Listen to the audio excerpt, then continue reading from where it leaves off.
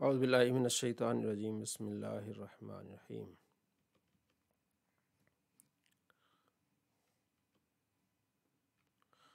وَلَقَدْ بے شک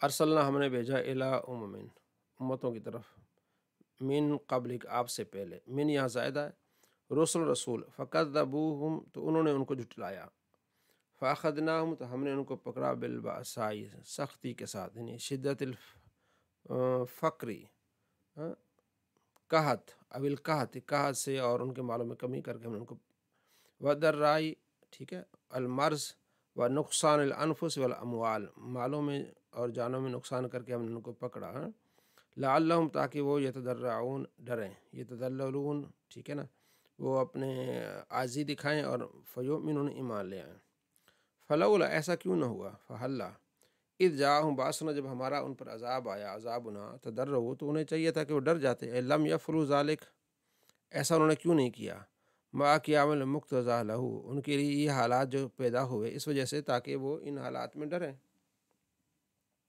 لیکن انہوں نے جو ہے وہ یہ کام نہیں کیا ڈرے نہیں ٹھیک ہے لیکن قصد قلوبہم ان کے دل کیا ہو گئے فلن مائل نہ ہوئے فلم تلن للایمان ایمان کی طرف مائل نہیں ہوئے ان کے دل وزین لهم الشیطان اعمالهم شیطان نے ان کے اعمال کو مزین کر دیا ما کانوا یعملون جو عمل کرتے تھے من المعاصی گناہوں سے فاصروا علیہ تو اس پر مصر رہے فلما نسو جب انہوں نے یعنی فلما نسو ترکو جب انہوں نے چھوڑ دیا ما ذکروا یعنی وہ عزو جو انہیں واعظ کیا گیا چھوڑ دیا وہ خوفو اور جو انہیں خوف دلایا گیا تھا اسے دور ہو گئے بھی من البأساء والضراء ٹھیک ہے تنگی سے اور مصیبت سے جو ان کو ڈرایا گیا تھا فلم یتعیذوا انہوں نے نصیحت حاصل نہیں کی جب یہ سارے حالات پیدا ہوئے کہ انہوں نے نصیحت حاصل نہیں کی فتحنا علیہم فتحنا کھول دیا ہم نے بالتخفیف و تشدید یعنی فتحنا اور فتحنا بھی ہو سکتے ہیں ہم نے کھول دیے علیہم ان پر ابواب کل شیء ہر چیز کے دروازے کھول دیے من النعم ٹھیک ہے نعمتوں کے استدراجن لہم ان کے لیے حتیٰ اذا فرحوا جب خوش ہوئے بما اوتوا جو انہیں ملا فرح بطرین ٹھیک ہے نا ان کے ملنے کے ساتھ خوش ہوئے اخذناہم تو پھر ہم نے پکڑ لیا ان کو پہلے ہم نے سختی ان کو دی تاکہ توبہ کریں پھر ہم نے ان پر نعمتیں دی ہوتا ہے نا ایک تو ہوتا ہے بندہ مشکل حالات میں اللہ تبارک و تعالیٰ کو یاد کرتا ہے دوسرا جب اللہ تبارک و تعالیٰ دے تو وہ خوش ہوتا ہے کہ اللہ نے اتنا دیا وہ شکر ادا کرتا ہے دونوں طریقے سے ہم نے ان کو دیا لیکن اب پہلے سختی دی تب بھی نہیں ایمان لائے اب انہیں خوشیاں دی تب ایمان نہیں لائے اخذناہم تو ہم نے ان کو پکڑ لیا ٹھیک ہے بالعذاب بغتتاً اچانک فجاعتاً اچانک فاذا جاءہم تب وہ مبلسون ٹھیک ہے نا آیسون یعنی کہ مایوس ہو گئے من کل خیر ہر خیر سے جب ان کو ہم نے پکڑ لیا عذاب سے فقطع کاٹی گئی دابر القوم قوم کی دابر الذین ظلموا جو ظالم تھے ای آخرہم ٹھیک ہے ہر یعنی دابر یعنی ہوتا ہے دابر تو کہتے ہیں پیٹھ کو ٹھیک ہے دبر ان کے آخر یعنی ان کا تمام جو ان کے جن پر یہ ٹیک لگا کے بیٹھتے ہیں جو ان کے سمجھو کہ اعتماد والی چیز ہر چیز ختم ہو گئی بیان استوصلوا کہ ان پر وہ کسی طرح سے بھی انہیں کوئی کام آ جائے والحمد للہ رب العالمین تمام تعریف اللہ کے لیے ہے عالمین کا پالنے والا ہے علی نصر رسول اس بات پر کہ رسولوں کی مدد فرماتا ہے وہ ہلاک الکافرین کافروں کو ہلاکت میں ڈالتا ہے قل فرما دیجیے لا لأہل مکہ مکہ والوں سے ارائیتم تم بتاؤ اخبرون تم مجھے بتاؤ ان اخذ اللہ اگر اللہ تمہیں پکڑے سمعکم تمہاری سماعت اسمعکم یعنی تمہیں بہرا کر دے و ابصرکم ٹھیک ہے اور تمہاری پکڑے تمہاری آنکھوں کو یعنی اعمام کو تمہاری آنکھوں کو اندھا کر دے و ختم اور یعنی تب مہر لگا دے علی قلوبکم تمہارے دلوں کو فلا تعرفون شیئا تم کسی چیز کو نہ جانو من الہ تو من الہ غیر اللہ کون خدا ہے جو اللہ کے علاوہ یاتیکم بھی تمہیں یہ چیزیں لے آئے اللہ تمہاری بصارت لے جائے اللہ تمہارے سماعت لے جائے تمہارے دلوں کو اللہ پھیر دے تو اللہ کے علاوہ کون ہے جو تمہیں یہ سارے دے بما اخذہ منکم بزعمکم اگر اللہ تم سے یہ لے تو تمہارے زوم میں کون یہ ساری چیزیں لے آئے گا؟ انظر دیکھو کیف کس طرح نصرف ہم بیان کرتے ہیں، نبین بیان کرتے ہیں آیات آیتیں، الدلالات یعنی دلائل سے بات کرتے ہیں، علی وحدانیتنا اپنی وحدانیت کو، ثم ہم یستفون پھر بھی یہ یستفون لا یؤمنون ایمان نہیں لاتے۔ قل فرما دیجیے ارائیتکم تم بتاؤ، ان اتاکم اگر آئے تمہارے پاس عذاب اللہ اللہ کا عذاب بغتتاً اچانک، اور جہرتاً، ٹھیک ہے، یا یعنی کہ رات کے، لیلاً اور نہاراً، رات کو عذاب آئے یا دن کو، حال یہلکو ہلاک نہیں ہوگی الا مگر القوم الظالمین ظالم قوم کافر، ای ما یہلک الا ہم مگر وہی ہلاک ہوں، وما نرسل المرسلین ہم رسولوں کو نہیں بھیجتے الا مگر مبشرین خوشخبری بجانے والے، من آمن بہی جو ایمان لائے، بالجنت انہیں جنت کی خوشخبری، ومنذرین اور ڈرانے کے لیے بھیجتے، من کفر بالنار جو کافر ہو اس کو بتاتے ہیں کہ بھئی تو اگر نہیں مانے گا تو جہنم میں جائے گا، یہ ہم رسولوں کو اس لیے بھیجتے ہیں۔ فمن آمن جو ایمان لیا بہم ان رسولوں پر، واصلح اور عملہ اپنے اعمال کو بہتر بنا لے، فلا خوف علیہم اس پر کوئی خوف نہیں، ولا هم یحزن اور نہ ہی وہ غمگین ہوں گے، فی الآخرت آخرت میں، والذین وہ لوگ جو کذبوا جنہوں نے جھٹلایا بھی آیاتنا ہمارے آیتوں کو، یمسهم العذاب تو انہیں عذاب چھوئے گا، بما کانوا یفسقون جو انہوں نے یہ کام کیے، ٹھیک ہے، کیونکہ یخرجون عن الطاعت وہ طاعت سے نکل گئے، اطاعت نہیں کی انہوں نے۔ قل فرما دیجیے لہم انہیں، لا اقول لکم میں تمہیں نہیں کہتا کہ عندی خزائن اللہ میرے پاس اللہ کے خزانے ہیں، من التی منہا یرزقو جس سے وہ رزق دیتا ہے، ولا اور نہ عالم الغیب اور میرا یہ دعویٰ بھی نہیں کہ میں غیب جاننے والا ہوں، ما غاب عنی جو میرے سے غائب ہے، ولم یوحی الی ٹھیک ہے، اور نہ میں یہ کہتا ہوں مجھ پر وحی کی جاتی ہے ان چیزوں کی، ولا اقول لکم اور نہیں میں کہتا کہ انی مالک میں بادشاہ ہوں، میں فرشتہ ہوں، ان میں نہیں ہوں اتبع پیروی کرتا الا مگر یوحی الی مجھ پر جو وحی کی جاتی ہے، اپنی طرف سے یہ نہیں کرتا، یہ اللہ مجھے عطا فرماتا ہے، رزق کے لیے آپ دعا کرتے ہیں، علم غیب جو اللہ تبارک و تعالیٰ فرماتا ہے تو اللہ کی طرف سے سارا کچھ ہے، ٹھیک ہے۔ قل فرما دی حال یستوی الاعمی والبصیر کیا دیکھنے والا اور آنکھوں والا برابر ہو سکتے ہیں، اعمی ان کافر، بصیر ان مومن برابر ہو سکتے ہیں؟ لا نہیں، افلا تتفکرون تو تم غور کیوں نہیں کرتے، فی ذلک اس میں، فتؤمنون بھی ایمان کیوں نہیں لاتے اس بات پہ؟ جی جی جی مدنی یہاں پر ان میں غائب کا کیا ہے، تو مجھے قرآن کے یاد ہے، وہاں پر لکھا ہے قل لا املک لنفسی نفعا ولا ضرا الا ما شاء اللہ ولو كنت اعلم الغیب۔ یہاں پہ اس کا ترجمہ اعلیٰ نے کچھ اس طرح کیا ہے کہ اگر میں غائب کا علم جانتا ہوتا تو ایسا ہوتا کہ میں نے کافی بھلائی جمع کر لی ہے، تو پھر یہاں پر اعلیٰ نے اس سے مراد تو یہی لگتا ہے کہ حضور کو علم میں غیب نہیں ہے، اگر ہوتا تو پھر انہوں نے بھلائی جمع کر لی ہوتی۔ پھر وہ اس طرح دوسری آیت میں نا کہ ہم نبیوں کو علم غیب عطا فرماتے ہیں،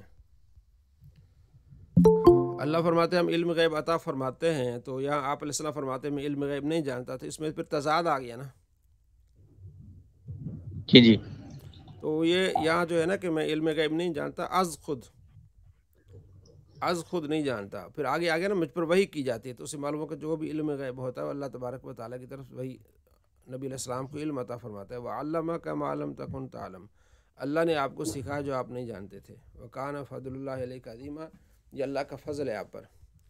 اور ترمذی شریف میں حدیث آپ 32-34 اور 32-35 حدیث ہے نا ترمذی میں، پڑھیے گا، بڑی مزیدار حدیث ہے، جس میں آپ علیہ السلام فرماتے ہیں کہ میں رات کو میں نے اپنے رب کو دیکھا، ٹھیک ہے، اللہ تبارک و تعالیٰ نے فرمایا کہ یہ فرشتے کس بارے میں بحث کر رہے ہیں، تو میں نے کہا مجھے نہیں معلوم، 3 مرتبہ اللہ نے فرمایا، تو پھر اللہ نے اپنا ہاتھ میرے 2 کاندھوں کے درمیان میں رکھا، تو اللہ کے ہاتھ کی ٹھنڈک میں نے سینے میں محسوس کی، تو جو کچھ بھی تھا ہر چیز کو میں نے جان لیا، یعنی زمین آسمان میں مشرق مغرب میں، الفاظ میں 2 حدیثیں ہیں ترمذی میں 32-35 اور 32-34، تو دونوں کو ملا کے مشکات میں بھی یہ حدیث بڑی مزیدار ہے، دونوں کو ملا کے انہوں نے لکھا ہے، تو مشرق و مغرب کے درمیان جو کچھ بھی تھا اللہ نے مجھے علم عطا فرما دیا، ٹھیک ہے، تو اب پھر آپ علیہ السلام بتایا، اور اسی طرح مسلم میں بھی ہے، آپ علیہ السلام فجر کی نماز کے بعد کھڑے ہو گئے، پھر ظہر مغرب تک آپ نے دنیا جب بنی تھی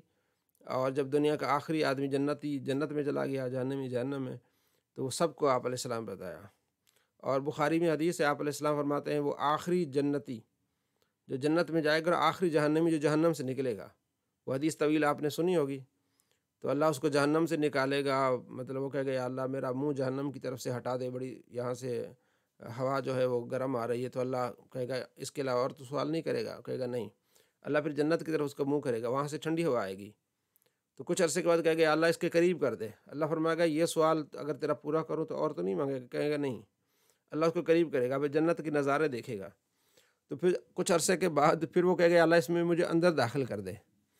تو وہ ساری حدیث جو ہے نا وہ کس بات پر ہے کہ آپ علیہ السلام کو اللہ نے علم غیب عطا فرمایا، ٹھیک ہے جی۔ تو یہاں جو ہے نا کہ میں نہیں جانتا، یعنی از خود نہیں جانتا، ٹھیک ہے۔ باقی اللہ فرماتے ہیں وما کان اللہ لیطلعکم الغیب، اللہ اپنے انبیاء کو غیب پر مطلع فرماتا ہے۔ ٹھیک ہو گیا؟ جی ٹھیک ہو گیا۔ صلی اللہ علیہ محمد صلی اللہ علیہ وسلم۔ مشکات المصابی عن ابی ہریرہ رضی اللہ عنہ قال قال وسلم اذا لبستم، نبی علیہ السلام جب کپڑا پہنتے، و اذا تودعت، حضور نے فرمایا جب تم کپڑا پہنو یا وضو کرو، فابدؤ بایمانکم، تو دائیں سے شروع کرنا ہے۔ کپڑا پہننا ہے تو دایاں پہلے بازو، ٹھیک ہے، وضو کرنا ہے پہلے دایاں، ٹھیک ہے، جوتا پہننا ہے تو وہ دائیں ہاتھ کو یعنی دائیں پہلو کو یعنی دائیں سائڈ کو پہلے مقدم رکھو۔ وعن سعید بن زید قال قال وسلم لا وضوء لمن لم یذکر اسم اللہ، اس کا وضو نہیں ہے جس نے بسم اللہ نہیں پڑھی، اللہ کا نام نہیں لیا، ٹھیک ہے۔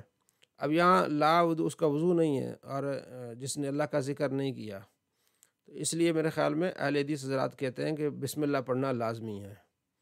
تو ہمارا موقف یہ کہ لا وضو سے یعنی کمال وضو نہیں، اس کا وضو میں تو 4 فرض ہیں نا، تو اب اس میں بسم اللہ تو ہے ہی نہیں، تو یہ کیا ہے لا وضو یعنی کمال وضو اس کا ہوگا جس نے بسم اللہ پڑھ کے اللہ کا نام لے کے وضو کرنا شروع کر دیا، اس کو کامل ثواب ملے گا۔ اچھا، اسی طرح اور دارمی سعید بن خدری سے کہ انہوں نے اس میں اضافہ یہ کیا ہے لا صلاۃ لمن لا وضو، اس کی نماز نہیں جس کا وضو نہیں، ٹھیک ہے۔ لقید بن صبرہ کہتے ہیں قلت یا رسول اللہ، عرض کیا رسول اللہ اخبرنی عن الوضو، وضو سے متعلق مجھے بتائیے۔ آپ نے فرمایا اطبق الوضو، اچھی طرح وضو کر، وخلل بین الاصابع، اور انگلیوں کا خلال کر، وبالغ فی الاستنشاق، غرغرہ کرنے میں مبالغہ کر، ٹھیک ہے، الا ان تکون صائما، ہاں روزے کے ساتھ تو پھر مبالغہ نہیں کرنا غرغرہ کرنے میں۔ وعن ابن عباس قال قال وسلم اذا توضأت فخلل بین اصابع، کہ جب تو وضو کرے تو اپنی انگلیوں کا خلال کر، یدیک ہاتھ اور ہاتھوں کا انگلیوں کے ساتھ ہاتھوں کا خلال کر، ورجلیک اور پاؤں کا بھی، ٹھیک ہے، ہاتھوں کا بھی ایسا ہی اس طرح خلال کرنا، پھر پاؤں کا بھی ایسا ہی۔ وعن مستورد بن شداد قال رأیت رسول اللہ صلی اللہ علیہ وسلم اذا توضأ یدلک، جب آپ علیہ السلام وضو فرماتے یدلک اصابع رجلیہ، تو آپ علیہ السلام اپنے پاؤں کو تھوڑا سا ملتے بے خندرہ، چھوٹی انگلی کے ساتھ، ٹھیک ہے جی۔ وعن انس قال قال رسول اللہ صلی اللہ علیہ وسلم اذا توضأ اخذ کفا من ماء، آپ علیہ السلام جب وضو فرماتے تو پانی کو چلو لے کے فادخلوا تحت حنکی، تو آپ علیہ السلام اس کو تھوڑی کے نیچے پانی تھوڑا سا ڈالتے، فخلل به لحیتہ، تو اس کے ساتھ آپ داڑھی مبارک کا خلال فرماتے۔ وقال، اور فرمایا ہاذا، یہ ہاکذا، اسی طرح امرنی ربی، میرے رب نے مجھے حکم دیا ہے۔ وعن عثمان ان النبی کان یخلل لحیتہ، عثمان اپنی داڑھی کا خلال فرماتے تھے، ایسے داڑھی کا خلال ایسے ہوتا ہے، پانی لے کے تھوڑا سا ایسے ہی، ٹھیک ہے جی۔ وعن ابی حی کہتے ہیں قال رأیت علی، میں نے حضرت علی کو دیکھا، توضأ، آپ نے وضو فرمایا، فغسل کفیہ، آپ نے ہاتھ دھوئے، حتی انکاہما، یہاں تک کہ ان کو اچھی طرح سے صاف کیا، ثم مدمد ثلاثا، پھر 3 مرتبہ کلی کی، واستنشق ثلاثا، 3 مرتبہ ناک میں پانی، وغسل وجہ ثلاثا، پھر 3 مرتبہ چہرہ دھویا، وذراعی ثلاثا، بازو 3 مرتبہ دھوئے، ومسح براسی مرتن، 1 مرتبہ مسح کیا، ثم غسل قدمیہ الی الکعبین، پھر آپ نے ٹخنوں تک اپنے پاؤں دھوئے، ٹھیک ہے جی۔ جی گیلانی صاحب، السلام علیکم ورحمۃ اللہ وبرکاتہ۔ وعلیکم السلام ورحمۃ اللہ وبرکاتہ۔ کریم صاحب، آپ نے جو فرمایا ہے فادخلوا تحت الحن کے ہی تھوڑی کے فخلّ نیچے، بها، ہاں تھوڑی کے نیچے، یہ کیسے کرتے ہیں، اس کو کرتے ہیں آپ ذرا؟ یعنی پانی لے کے نا تھوڑا سا ایسے جی ہی ایسے کرنا ہے. ٹھیک ہے. اچھا ٹھیک ٹھیک ہو ہے گیا. بھائی. جی ٹھیک. جو گھنی داڑھی ہوتی ہے نا بعض اوقات، تو پانی لے کے تھوڑا سا ایسے یوں کر کے پھر ایسے خلال کر دیا، ذرا آسان ہو جاتا ہے خلال کرنا. جی ٹھیک ہے بھائی. ٹھیک ہے. اچھا تو یہاں جی زین سارے یہ آپ کہہ رہے تھے بھائی داڑھی کے نیچے پانی، تو یہ کئی دفعہ شاک سا رہتا ہے کہ کئی جگہ سوکھی رہ گئی ہے تاکہ وہاں پہ بار بار پانی ڈال کے، تو شاک سا رہتا ہے نہیں داڑھی کے بھائی. نیچے. جی کوئی نہ کوئی جگہ خالی سوکھی رہ گئی ہے، ایسے نہیں شاک سا بند. ہاں نہیں، تسلی سے ایک مرتبہ وضو کر لیں. اگر بار بار شک پڑتا ہے تو شک کی طرف توجہ نہ دیں، شیطان کی طرف سے ہے. جی ٹھیک ہو گیا. اچھا یہاں جو میں آپ کو توجہ دلا رہا ہوں کہ یہاں یہ دیکھیں، یہ حضرت علی رضی اللہ تعالیٰ عنہ وضو کا طریقہ سکھا رہے ہیں. کیا طریقہ ہے کہ وضو کی حضرت علی نے، پھر جو ہے وہ ہاتھ دھوئے، پاؤں جو اپنا کلی کی، اینڈ پہ کیا ہے ثم غسل قدم الکعبین، پھر آپ نے پاؤں دھوئے ٹخنوں سمیت. ثم قام، پھر کھڑے ہوئے، فاخذ فضل طہوری، پھر آپ نے پانی وضو کا پانی بچا ہوا وہ لیا. فشربہ، پھر آپ نے اسے پیا ہوا، قائمن کھڑے ہو کے. ثم قال، پھر آپ نے فرمایا احببت ان اوریکم، میں پسند کرتا ہوں کہ میں تمہیں دکھاؤں کیف کان طہور رسول اللہ علیہ وسلم، کہ کس طرح آپ علیہ السلام اس طرح وضو کرتے تھے. ٹھیک ہے جی. یہاں میں ایک چیز سمجھانا چاہ رہا ہوں. کیا سمجھانا چاہ رہا ہوں؟ کسی کے دماغ میں ہے؟ جی گیلانی صاحب. شیعوں کا رد ہے، شیعہ وضو کرتے جی تھے. جی، یہ شیعوں کا ارادہ ہے. اس میں وہ مولا علی کا نعرہ تو لگاتے ہیں، مولا علی کا طریقہ بھی اپنا ہے. مولا علی رضی اللہ تعالیٰ عنہ پاؤں کو دھوتے ہیں، تو شیعہ حضرات کیا کرتے ہیں؟ پاؤں پر مسح کرتے ہیں. ٹھیک ہے نا. تو حضرت علی ان کو دھو رہے ہیں، تو دھونا چاہیے. مسح صرف موضوع پر ہے. ٹھیک ہے. اور عبد بن خیر قال نحن جلوس، ہم بیٹھے ہوئے تھے، ننظر الی علی، حضرت علی کی طرف دیکھ رہے تھے، حین تودع، جب آپ وضو فرما رہے تھے. فادخل ید الیمنا، تو آپ نے برتن میں دایاں ہاتھ داخل کیا. فملا فمہ، تو پھر لیا اور اسے کیا کیا آپ نے؟ کلی کی. فمدمد، کلی کی. واستنشق، ناک میں پانی ڈالا. ونثر بید الیسری، پھر بائیں ہاتھ سے ناک کو صاف کیا.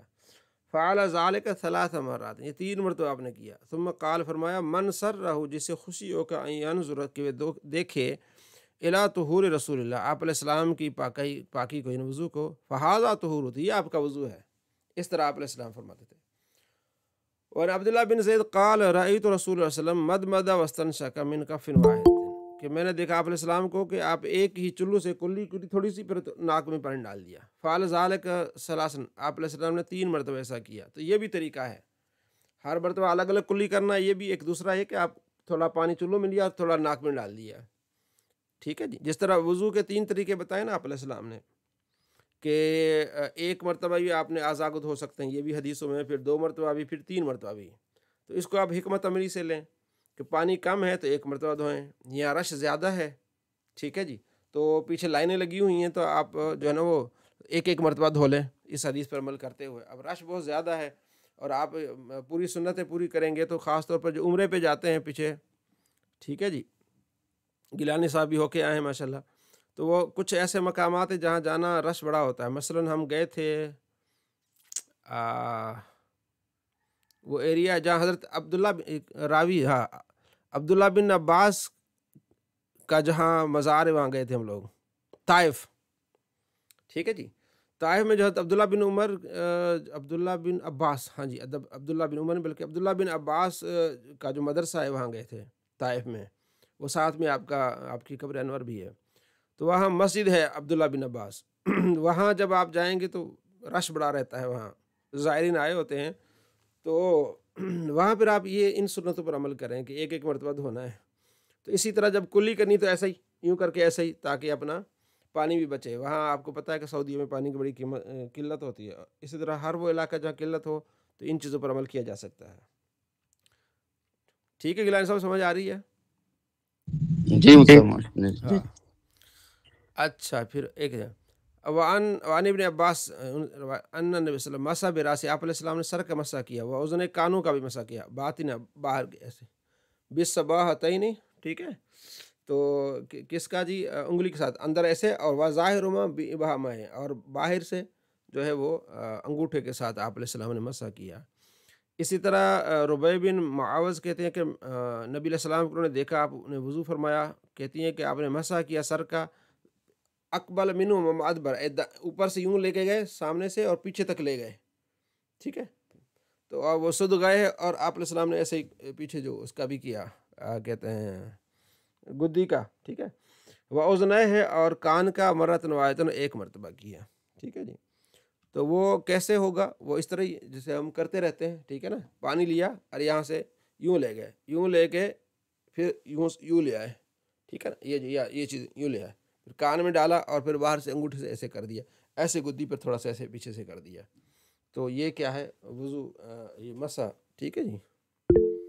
جی زین جی سر، اگر یہ جو آپ کہہ رہے ہیں بھائی مسح سر پیچھے 3 انگلیاں لے کے جانی ہے سر کے پیچھے تک اور پھر پیچھے گودی پر مسح کرنا ہے، تو اگر یہ نہ بھی کریں تو کوئی حرج تو نہیں ہے؟ کوئی حرج نہیں، یہ تو سنت ہے نا، مستحب ہے، بس جی جی مسح اتنا یوں کیا اور ایسے کر دی، یہ مسح ہے بس، چوتھا حصہ جو ہے نا سر کا چوتھا حصہ، یہ جی چوتھا جی حصہ بن جاتا ہے، تو یہ بس یہ ایسے کر دی، مسح ہو گیا آپ کا، باقی وہ جو مستحب طریقہ ہے۔ جی گیلانی صاحب فرما رہے ہیں پیچھے ہاتھ لے گئے اور پیچھے گدی تک کیا، جی، تو اگر بندہ جب گدا پہنچتے ہے لوگ تازہ پانی لے لیتے ہیں، اسی پانی سے آپ کرنا ہے یا تازہ پانی لے سکتے ہیں ہم دوبارہ پھر ہاتھ کے لیے کر لیں آپ؟ نہیں ایسے آگے حدیث آئے گی، کوئی ایک ہی پانی سے، دوبارہ پانی کی ضرورت نہیں ہے، ایک مرتبہ پانی لے لیا نا آپ نے، جی بس جی، اسی پانی سے آپ نے سارا کر دینا ہے، دوبارہ نہ لیں دوبارہ؟ ہاں نہیں دوبارہ، یہ لیا سارا سر کے کیا، پھر پیچھے سے لائے، پھر کانوں کو اندر سے انگلی ڈالی، پھر باہر سے ایسے یوں کریے، ایک ہی پانی سے سارا، جی ٹھیک ہے۔ ٹھیک ہو گیا۔ صلی اللہ علیہ محمد صلی اللہ علیہ وسلم۔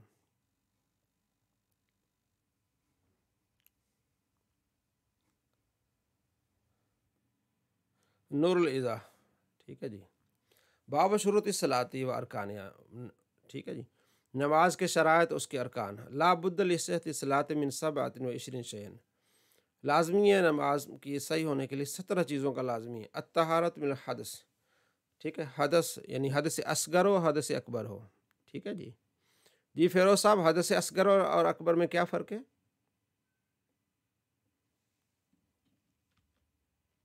فیروز بھائی، حدث اصغر اور اکبر میں کیا فرق ہے؟ جی گیلانی صاحب۔ جی استاد، حد سے اصغر جو ہے اس کو بے وضو کی حالت کو کہتے ہیں، اور حد سے اکبر جنابت کی حالت کو۔ شاباش، ٹھیک ہے، بے وضو کی چھوٹی حالت اصغر اور بڑی، یعنی کہ بے وضو ہے اصغر، اور اگر غسل کی ضرورت اکبر۔ و طہارت الجسد، اور اپنے جسم کو پاک کرنا، یہ بھی لازمی شروط نماز میں سے ہے۔ و ثوبی، اور پاک کرنا کپڑے کو، والمکانی، اور مکانوں کو پاک کرنا، من نجس غیر معفو عنہ، جو معاف نہ ہو، وہ آپ نے پڑھا نا معاف، وہ کون سی غلیظہ اور خفیفہ، ٹھیک ہے نا، ان سے متعلق ہے۔ حتیٰ موضع القدم، نہیں، حتیٰ کہ جو پاؤں جہاں رکھنے وہ بھی پاک ہونے چاہیے، وہ جگہ بھی پاک ہونی چاہیے۔ والیدین، اور ہاتھ بھی پاک ہوں۔ ورکبتین، اور جہاں ہاتھ رکھے جائیں، اور ورکبتین جہاں گھٹنے ہوں۔ والجبہۃ، جہاں ماتھا ہو نا، یہ ساری چیزیں، یعنی جہاں آپ کھڑے ہیں وہ پاک ہونی چاہیے، جہاں آپ نے گھٹنے رکھنے، جہاں آپ نے ہاتھ رکھنے، جہاں آپ نے ماتھا رکھنا، یہ ساری چیزیں پاک کی جگہ پر ہونی چاہیے۔ وستر العورت، ٹھیک ہے، اور یہ کیا ہونا چاہیے؟ ستر عورت ہونا چاہیے، کپڑا آپ کا۔ لا یدر نظر من جیبہ، اور اگر یہ نگاہ ایسے ہی پڑ جائے، ٹھیک ہے نا، بدن میں پڑ جائے یا شرمگاہ کی طرف سے نگاہ چلی جائے تو اس میں کوئی مسئلہ نہیں ہے۔ جیبی یعنی اپنے گریبان سے، وہ اسفل ذیلی، یا ایسے کسی جو ہے وہ کپڑے کے حصے سے، ٹھیک ہے جی۔ وہ استقبال القبلۃ، وہ استقبال قبلت، قبلہ کی طرف منہ کرنا، یہ بھی شروط نماز میں سے۔ فالمکی المشاہد فرض ہو اصابت عینہا، ٹھیک ہے، جو مکے میں رہتا ہے نا، خانہ کعبہ میں، وہ جو مکے میں اندر ہی قریب ہے، وہ اس کے لیے تو بالکل دیکھنا لازمی ہے سامنے، ہیں۔ ولغیر المشاہدی، اور جو دیکھ نہیں رہا اس کے لیے جہتھا کافی ہے، ولو بمکہ، اگرچہ مکے میں ہو، ٹھیک ہے جی۔ جی پہلوان، یہ جب مکے میں ہو، اس مطلب کہ سجدے کی جگہ پر دیکھنا نہیں ہے؟ کیا مطلب؟ مطلب کہ آپ نے پڑھا ہے نا کہ جب مکے میں ہو تو پھر کعبے کی طرف دیکھ کر، ہاں نہیں، قبلہ اس کا جب اللہ اکبر کرے گا نا تو اس کا سامنے بالکل عین قبلے کی طرف ہو، خانہ کعبہ کی طرف ہو منہ اس کا، جو حرم میں جو جس کو نظر آ رہا ہے بیت اللہ، ٹھیک ہے جی، ٹھیک ہو گیا. وہاں جب نماز پڑھتے ہیں تو صحن میں بھی ہوتے ہیں، اوپر بھی ہوتے ہیں، اور جہاں طواف کرتے ہیں اپنا ادھر بھی ہوتے ہیں، صفا مروہ پہ بھی ہوتے ہیں، ٹھیک ہے. تو وہاں سے جن کو نظر آ رہا ہے تو ان کو بالکل سامنے ہونا چاہیے. اچھا جی، یہ مولانا عمران صاحب نے پڑھا دیا تھا سبق، ویسے پڑھ لیا تھا میں. چلو درائی ہو جائے گی، چلو کوئی بات نہیں. چلیں اچھا ہو گیا، جی. ٹھیک ہے. والوقت، اور وقت کیا اعتقاد دخول، اس کے داخل ہونے کا اعتقاد، ٹھیک ہے. و نیت، یہ بھی شرطوں میں سے. و تحریمہ، اور تحریمہ بھی کیا ہے یہ شرائط میں سے. بلا فصل، نیت اور تحریمہ میں کوئی فاصلہ نہیں ہونا چاہیے. والاتیان بالتحریمۃ قائماً، اور جب تحریمہ پڑھے گا نا اللہ اکبر کھڑے ہو کے، قبل انحناء لرکوع، رکوع سے جھکنے سے پہلے پڑھ لے. اللہ اکبر کرتے ہوئے رکوع کی طرف چلا گیا تو پھر نماز شروع نہیں ہوگی. اللہ اکبر جو ہے نا وہ کھڑے ہوتے ہوئے ہو جانا چاہیے، پھر اس کے بعد آگے جائے. وعدم تاخیر نیت عن تحریمت، ایسا بھی نہیں ہو کہ نیت بعد میں کر لے اور جو ہے وہ تکبیر پہلے کر لے. پہلے نیت ہونی چاہیے کہ ہاں جی میں یہ فرض پڑھ رہا ہوں، سنت پڑھ رہا ہوں، جو بھی ہے. ونطقی بالتحریمت، اور یعنی اتنی آواز سے اللہ اکبر کہنا، بحیث یسمع نفسہ، کہ اپنے آپ کو سنائے، صحیح قول کے مطابق کہ اللہ اکبر اتنا کہے کہ خود سن سکے. ونیت المطابعت، اور جو مقتدی کی نیت، مطابعت مقتدی کے لیے نیت کرنا، للمقتدی کے لیے، یہ بھی شرائط میں سے ہے. مقتدی کیا کرے گا؟ نیت کرے گا کہ میں اس امام کے پیچھے پڑھ رہا ہوں، ٹھیک ہے جی. وتعین فرض وتعین واجب، واجب کا متعین کرنا کہ اب یہ 2 فرض پڑھ رہا ہوں فجر کے، یہ 3 وتر واجب پڑھا ہوں، اس کو متعین کرنا لازمی ہے. لا یشترط تعین فی النفل، نفل میں تعین نہیں ہے کہ بھئی میں ظہر کی 2 نفل پڑھا ہوں یا مغرب کے بعد 2 نفل پڑھا ہوں، نہیں، نفل بس نفل ہی ہے. والقیام، یہ بھی فرض ہے، من غیر نفل، نفل کے علاوہ، ٹھیک ہے جی، نفل نماز کے علاوہ قیام فرض ہے. والقرات، اور قرات بھی فرض ہے. ولو آیتن، اگرچہ ایک ہی آیت، فی رکعت الفرض، فرض کی 2 رکعتوں میں، پہلی میں. وکل نفل، اور تمام نفلوں میں. والوتر، تمام وطروں میں، ٹھیک ہے، قرات فرض ہے. ولم یتعین بشیء من قرآن لصحت الصلاۃ، ٹھیک ہے، اور متعین نہیں ہے قرآن پاک میں سے کہ بھئی آپ نے یہاں یہ آیت، یہ صورت پڑھنی ہے تب آپ کی نماز ہوگی. کوئی یہ چیز متعین نہیں ہے، بس جہاں سے بھی چاہے قرآن پاک پڑھ لیں. ولا یقرأ المؤتم، مقتدی قرات نہیں کریں گے. بل یستمع، بلکہ سنیں گے. وینصت، خاموش رہیں گے، ٹھیک ہے. مقتدی کیا کرے گا؟ امام کی قرات سنے گا. وَإِن کرہ تحریماً، مکروہ تحریمی ہے اس کی قرات کرنا. کس کی قرات مکروہ تحریمی ہے؟ مقتدی کی. مقتدی کی، ٹھیک ہے جی. جی استاد، یہ جو تین آیتیں جو ہیں چھوٹی اور ایک بڑی ہے، اور 3 چھوٹی آیتیں، اگر ان میں سے ایک الفاظ یا مطلب 2 الفاظ بیچ میں سے بھول جائے، ان کو یاد نہیں آ رہا امام کو، تو کیا ان کو سجدہ صاحب لازم ہو جائے گا؟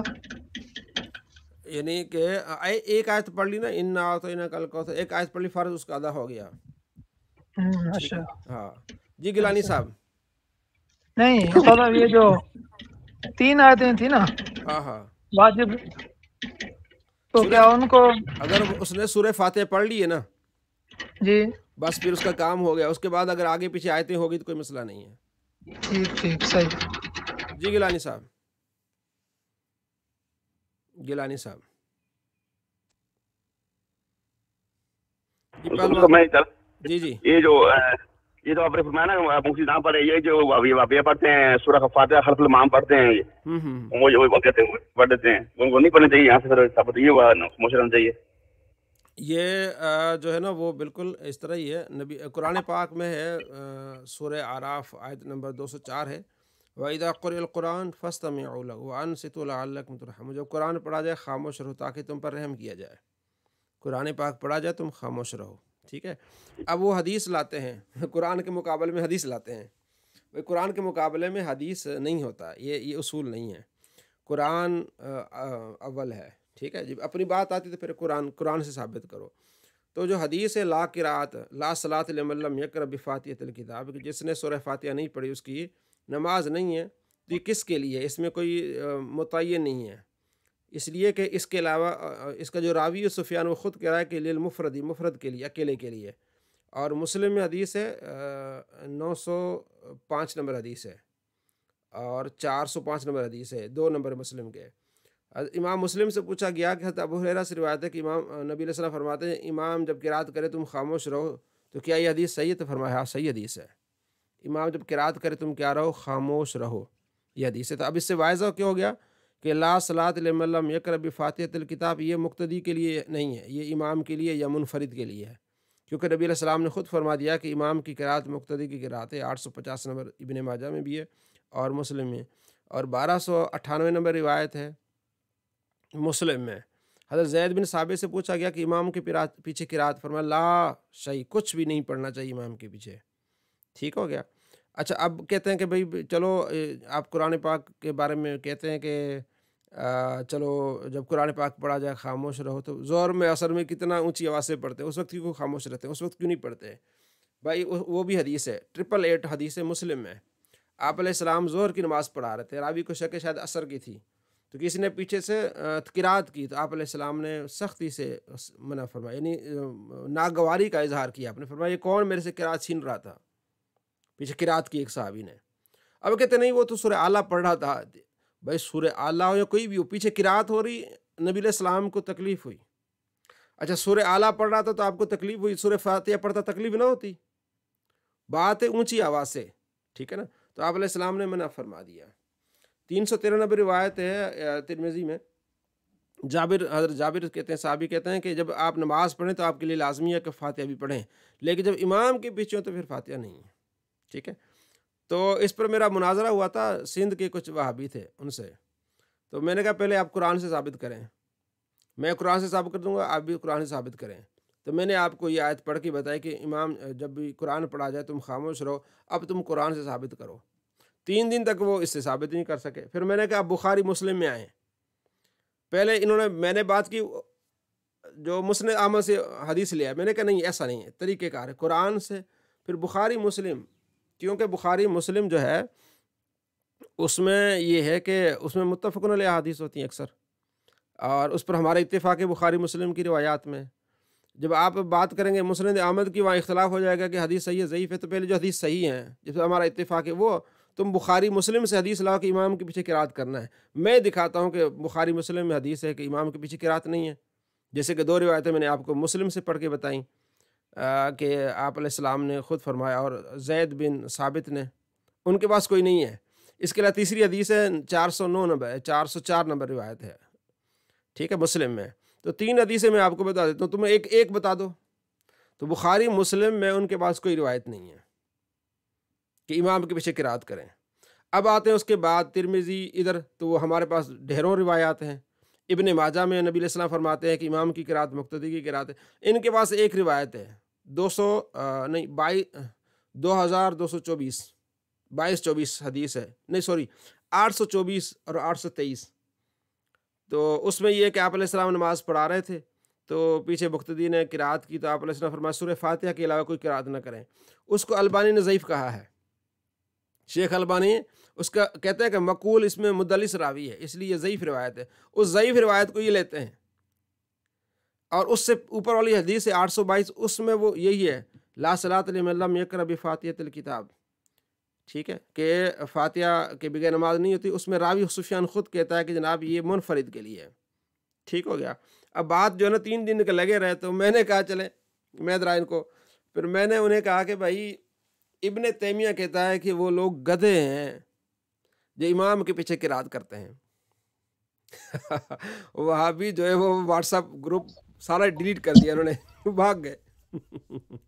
پھر پروپیگنڈا کیا کہ مفتی علی نواز نے جو توہین کی ہے. میں نے کہا بھائی میں نے تو آپ کو ابن تیمیہ کا حوالہ دیا ہے. ابن تیمیہ کی کتاب ہے مجموع الفتاوی جلد نمبر 23.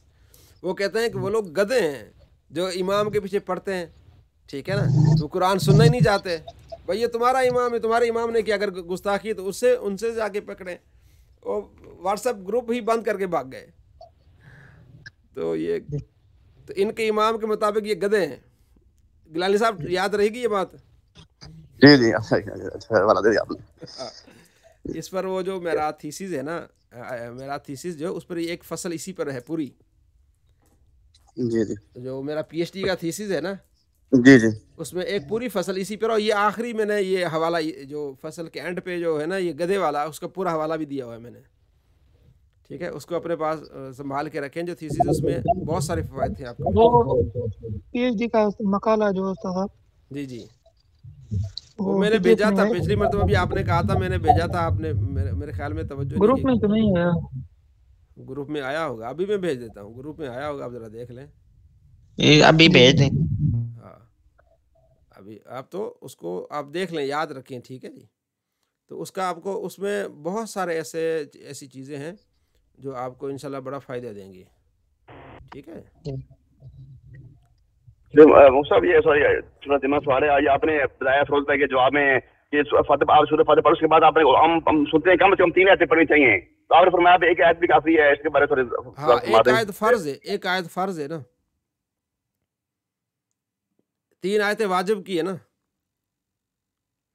کم سے کم ایک اگر آپ نے ایک آیت پڑھ لی تو آپ کا فرض ہو گیا, اس کے بعد نماز آپ کی ٹھیک ہے, پھر دوسرے آپ کی فرض ہو جائے گا, باقی پھر آپ کا وجوب رہ جائے گا اگر رہ گیا تو.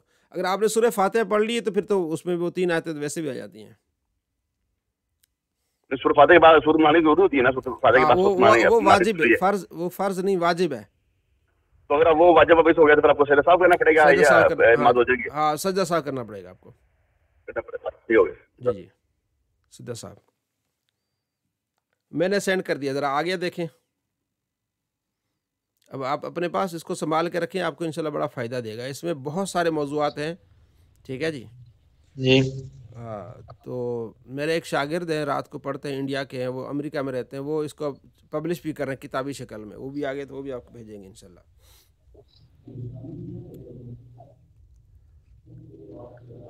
یہ سر پورا مطلب کہ سلیبس ہوا ایک قسم کا. پوری آپ کو اس میں 14-15 آپ کو ایسے ٹاپک ملیں گے جو آپ کو بہت فائدہ دیں گے. جی سر ٹھیک ہے جی, بہت ساری انشاءاللہ آپ کو اس میں نا معلومات ملیں گی. جی جی ٹھیک. اچھا اب ہم آتے ہیں جو ہے وہ اچھا صلی اللہ علیہ محمد نحو کی طرف آتے ہیں. ٹھیک ہے جی, شرح میں تعامل.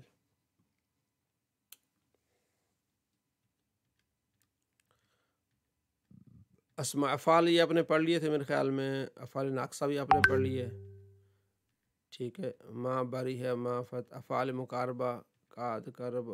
ٹھیک ہے, افعال مدحزم. اچھا یہ سارے پڑھ لیے آپ نے. کہاں تھا سبق ہے آپ کا, یاد ہے کسی کو؟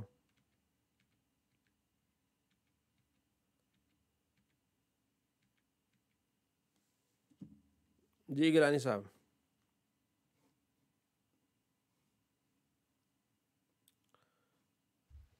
اسماء ناصبہ ناسبہ پڑھ رہے تھے, ناصبہ پڑھ رہے تھے جی, ناصبہ پڑھ رہے تھے. ٹھیک ہے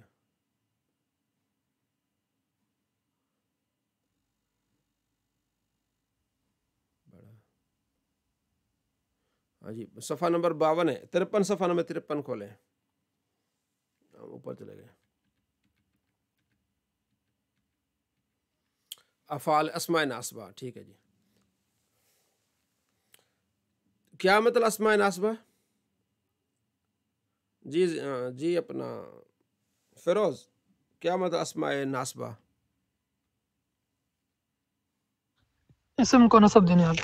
ہاں اسم کو نصب دینے والے, وہ اسماء جو اسم کو کیا دیتے ہیں, نصب دیتے ہیں. ٹھیک ہے, اس کے بارے میں بات ہے یہ. اچھا یہ 8ویں قسم ہے.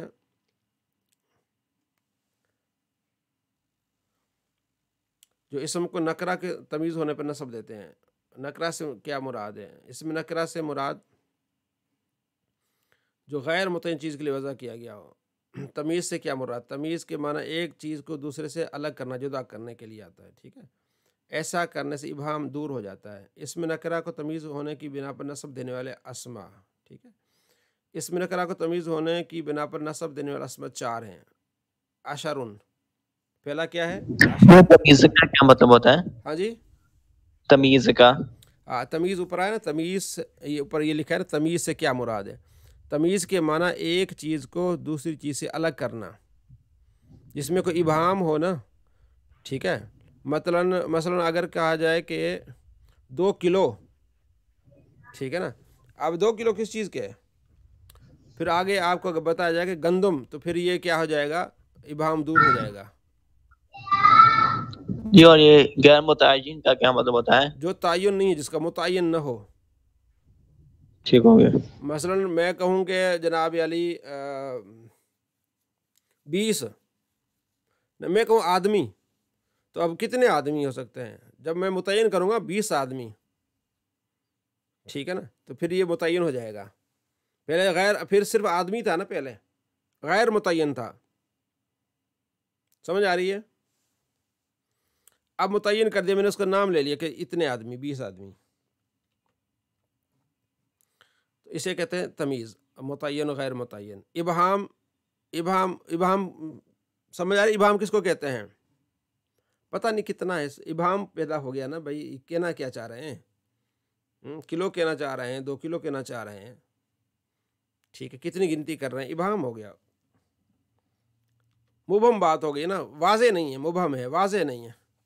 تو وضاحت کے لیے پھر اس میں ناصب عشرن، اس میں نکرہ کو تمیز ہونے کی بنا پر نصب دینے والے اسماء، پہلا اسم یہ کیا ہے؟ عشرن ہے. اس میں نکرہ کو تمیز ہونے کی بنا پر نصب دینے والے اسماء میں پہلا ہے عشرن ہے.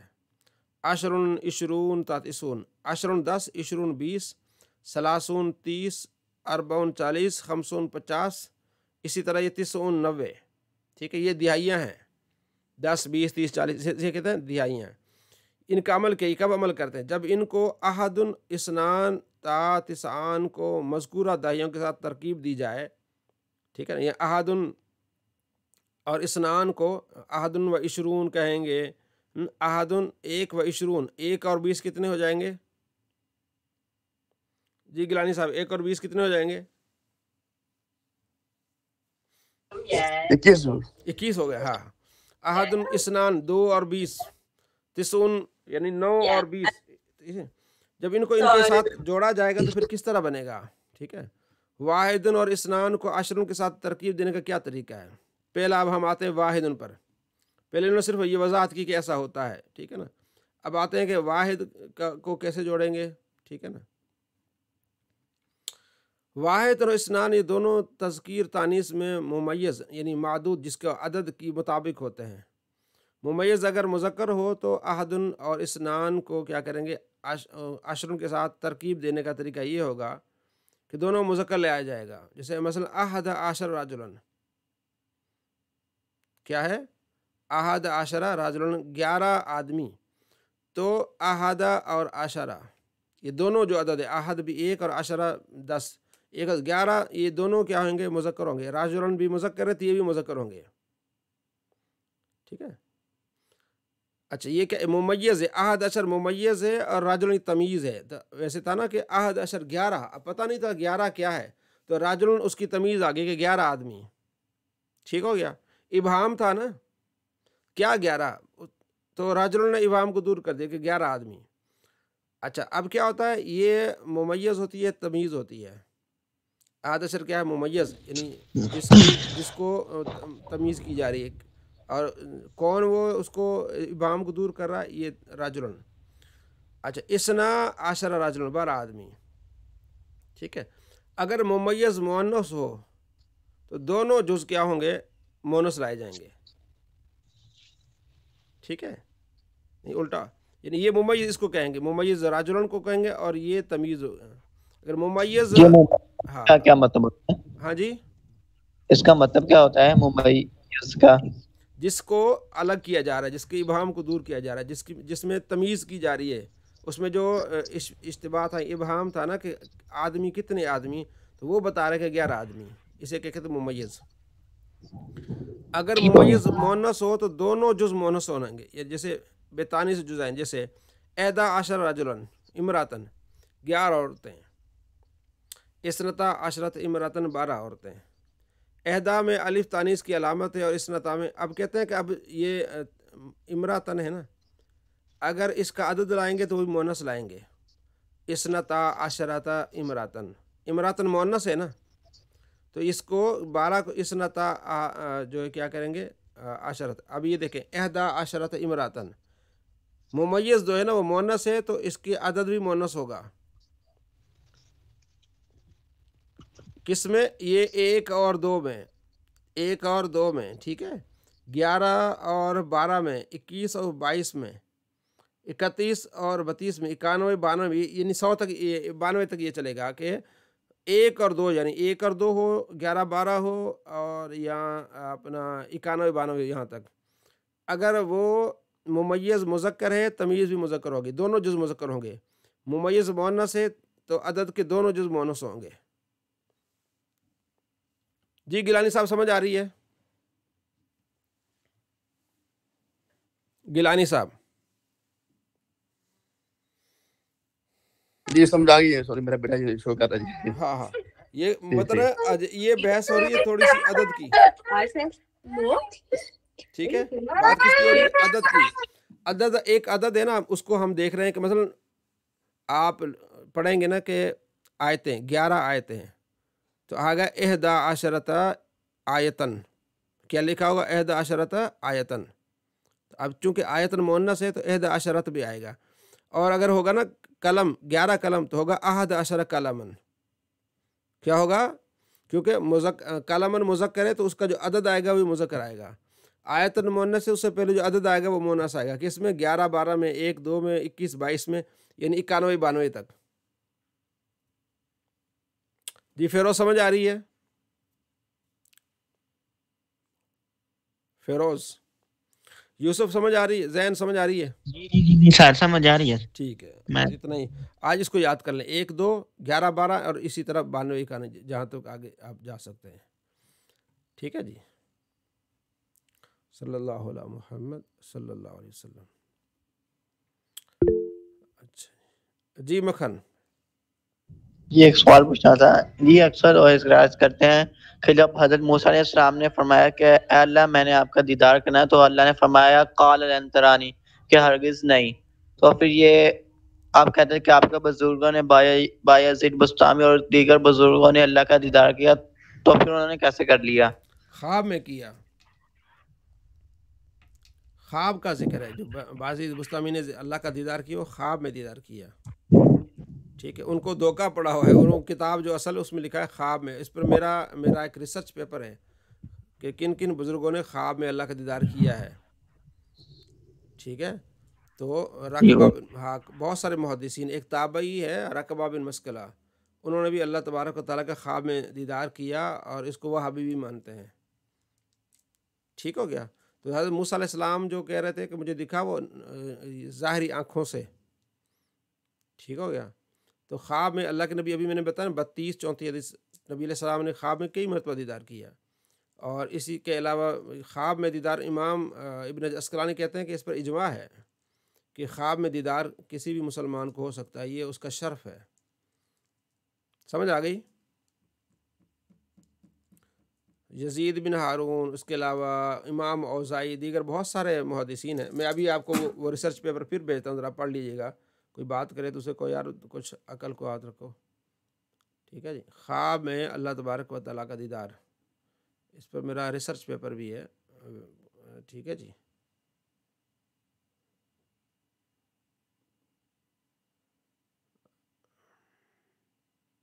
ख्वाब में रब का दीदार, ठीक है जी, ये देख लीजिएगा।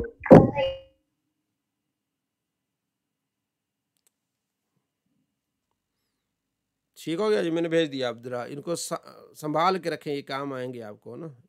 ठीक है ना। तो संभाल के रखने का क्या तरीका होता है गिलानी साहब, किसी रिसर्च पेपर को या किसी चीज़ को? उसको सेव कर लेंगे ईमेल में आगे पीछे कहीं। कहाँ उसको सेव करना पड़ेगा? मुख्तलिफ तरीके होते हैं, यूएसबी में उसमें कर लें, आप कर लें, ड्राइव में कर दें। इसको आसान तरीका ड्राइव में कर दें। जी जी ठीक है ना। आप लिखें यूट्यूब पे कि ड्राइव में किसी भी चीज़ को सेव कैसे करते हैं, वो फिर हमेशा आपके लिए चीज़ जो है वो सेव हो जाएगी। ठीक है, गूगल ड्राइव मिलती है। ठीक है, समझ आ रही है मक्खन? गूगल ड्राइव में ना आप जगह मिलती है आपको, वहाँ आप सारे अपने अहम चीज़ें वहाँ कर सकते हैं। ٹھیک ہے. ہاں تو پھر آپ کو چیزیں کام آئیں گی.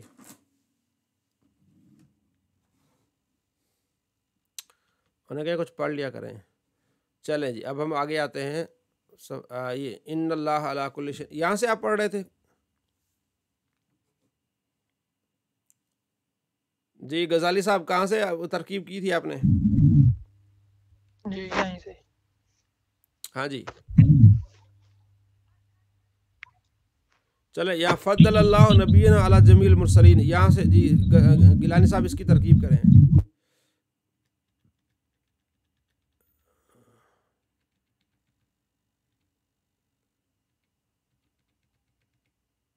گیلانی صاحب اس کی ترکیب کرے. گیلانی صاحب جی سر میں کوشش کروں. جی کریں. بسم اللہ الرحمن الرحیم. فضل اللہ فضل یہ مضاف ہے. یہ فضل یہ فعل ہے اور اللہ یہ فضل یہ فعل ہے اور اس میں ہوا ضمیر جو ہے یہ فاعل ہے. فاعل نہیں غزالی کرے گا. جی غزالی موسیٰ یہ فضل فعل ہے، اللہ فاعل ہے، نبی جنا یہ مضاف مضاف الیہ مل کر بنے گا مفعول بنے گا. اللہ جو ہے یہ کیا نام ہے؟ ہاں جی مفعول بھی بنے گا. اللہ جو ہے حرف جار ہے، جمیع جو ہے مضاف ہے، المرسلین مضاف الیہ ہے. مضاف مضاف الیہ مل کر مجرور بنے گا جار کا، اور جار مجرور مل کے یہ متعلق بنیں گے. فعل اپنے فاعل مفعول متعلق سے مل کر جملہ فعلیہ خبریہ بن جائے گا.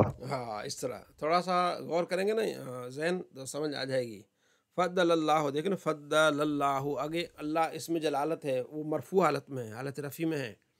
فضل صرف باب تفعیل ہے. ٹھیک ہے جی. فیروز ان اللہ حرم العرض. ہاں جی جی فیروز صاحب. ان اللہ جی بسم اللہ الرحمن الرحیم. ان حرف مشبہ بالفعل اسم جلالت، یہ ان کا اسم، حرم ہے فعل اور اس میں ہوا ضمیر فاعل. علی جار، الارض یہ مجرور، جار مجرور یہ ظرف لغو ہو کر متعلق ہوا فعل سے. فعل اپنے فعل اور متعلق سے مل کر جملہ فعلیہ خبریہ ہو کر یہ بنی خبر. ان اپنے اسم و خبر سے مل کر جملہ اسمیہ خبریہ. آگے بھی انتا کل اجساد الانبیاء. ان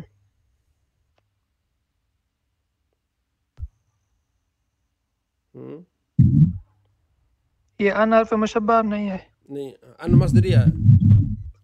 ان مصدریہ. ہاں تاکل فعل اس میں ہوا اس میں ہی ضمیر فاعل. اجساد ہے یہ مضاف الانبیاء مضاف الیہ، مضاف اپنے مضاف الیہ سے مل کر یہ بنا مفعول بھی. فعل اپنے فعل مفعول بھی سے مل کر جملہ فعلیہ خبریہ ہو کر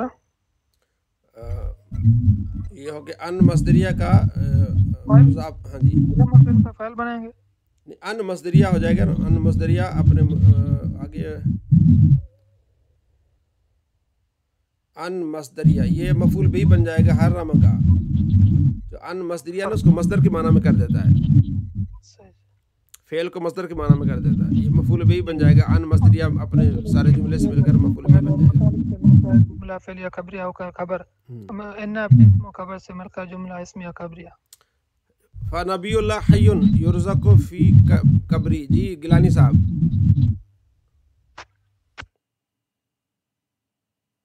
گیلانی صاحب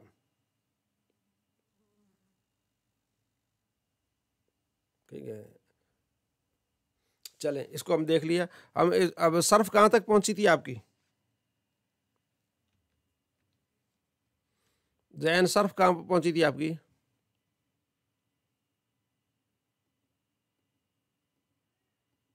جی سر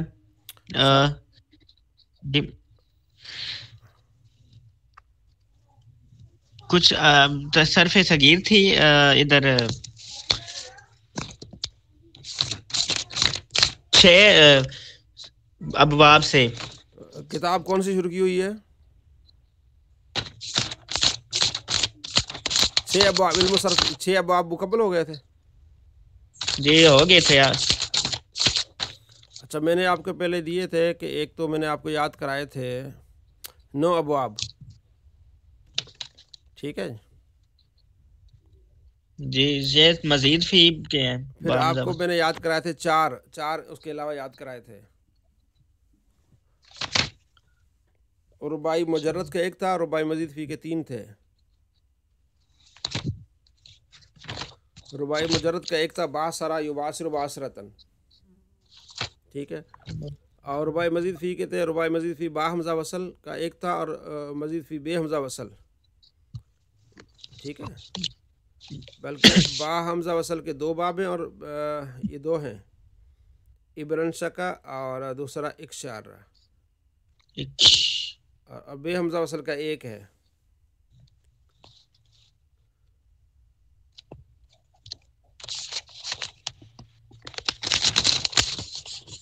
جی اس کو دوہرا لیں تاکہ یہ پھر کل اس کا نا نقشہ بنائیں اس کو. جی اس کا کل آپ نے کیا بنانا ہے؟ نقشہ بنانا ہے کہ رباعی کے کتنے ہیں، ثلاثی کے کتنے ہیں، اور رباعی مزید کے کتنے ہیں، ثلاثی مزید کے کتنے ہیں. یاد ہے کتنے ہیں آپ؟ کچھ اندازہ ہے سر کس کے؟ اب آپ ثلاثی مزید فی کے؟ ہاں سر یاد تو سارے ہیں، کچھ آگے پیچھے ہو جائیں گے. نمبرنگ یاد ہے؟ جی مکھن آپ کو کتنے نمبر یاد ہیں؟ کتنے ثلاثی مزید فی کے ابواب کل کتنے ہیں؟